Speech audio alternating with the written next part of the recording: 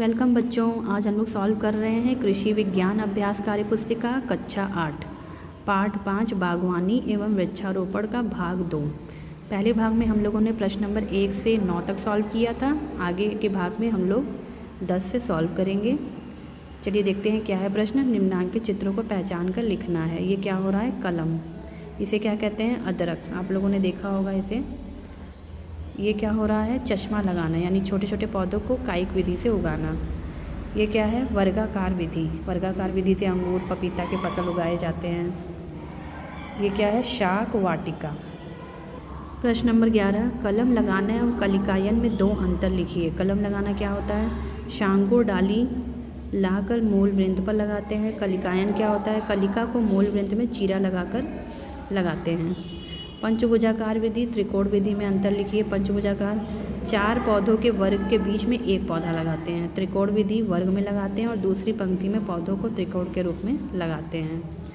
बाढ़ एवं वायुरोधी में 2 अंतर लिखिए। बाढ़ क्या होता है? कटीले तार खंभों अथवा कटीले पौधों को घेरा करने के लिए जो तार का इस्तेमाल करते हैं उसे बाढ़ कहते हैं।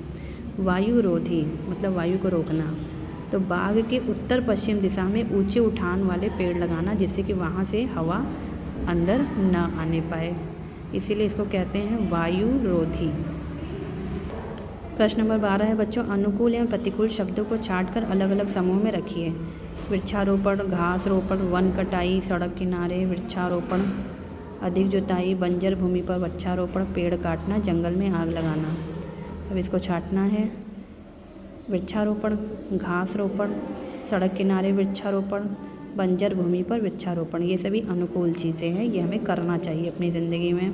प्रतिकूल क्या होते हैं? वन कटाई, अधिक जुताई, पेड़ काटना, जंगल में आग लगाना, ये सभी प्रतिकूल हैं। इनको हमें करने से बचना चाहिए। प्रश्न नंबर 13, आयत में दी गई प्रक्रियाओं का मिलान कीजिए। तो वृक्षारोपण किससे मिलाएंगे? पर्यावरण संरक्षण से। चश्मा लगाना कलिका। फसल चक्र को मिलाएंगे, वर्ष भर ताज़ी सब्जी प्राप्त होती है। कलम बांधना सांकुर डाली से मिलाएंगे। ये देखिए तीर लगाकर इसको इस तरह से मिलाना है। प्रश्न नंबर 14 है, गद्यांशों को पढ़कर उत्तर लिखना है। बागवानी को मुख्यतः 3 भागों में विभक्त किया जाता है। इसके एक भाग में हम सब्जी उत्पादन के बारे में पढ़ते हैं। इसकी सहायता से घर के आसपास खाली पड़ी भूमि में सब्जियों का रोपण करके ताज़ी सब्जी प्राप्त करते हैं। सब्जी उगाने वाले स्थान को आप क्या कहेंगे? तो इसे कहते हैं शाक वाटिका। अगला प्रश्न है ख, इसमें मूल वृंत पर चीरा लगाकर एक कलिका रोपित की जाती है। यही कलिका फूटकर शाखा बनाती है और यह शाखा समय के साथ वृक्ष को ऊपरी भाग का निर्माण करती है। मूल वृंत पर कलिका रोपित करना कौन सी विधि कहलाती है? इसे कहते हैं चश्मा लगाना। ग प्रश्न है, इसके पौधे 9 × 9 मीटर की दूरी पर रोपित किए जाते हैं। इनके फल गर्मी में प्राप्त होते हैं। इसके फल गुच्छे में आते हैं। यह उपोष्ण कटिबंधीय फल है। इस फल को पहचानिए। ये फल है लीची। आपने गर्मियों में लीची खाया होगा। घ है, विधि जो वर्गाकार विधि के ही समान है, परंतु इस विधि में 4 पौधों के बीच में एक पौधा अतिरिक्त रोपित किया जाता है। इस विधि को पहचानिए। तो 4 के बीच में एक और लगा देते हैं तो पंचभुजा बन जाता है। इस विधि को कहते हैं पंचभुजाकार विधि।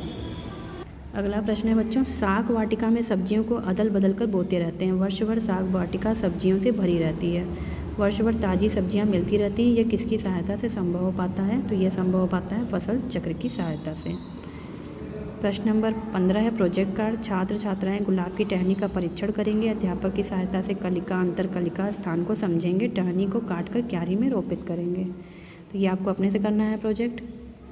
बहुत बहुत धन्यवाद बच्चों। Please like share and subscribe my channel.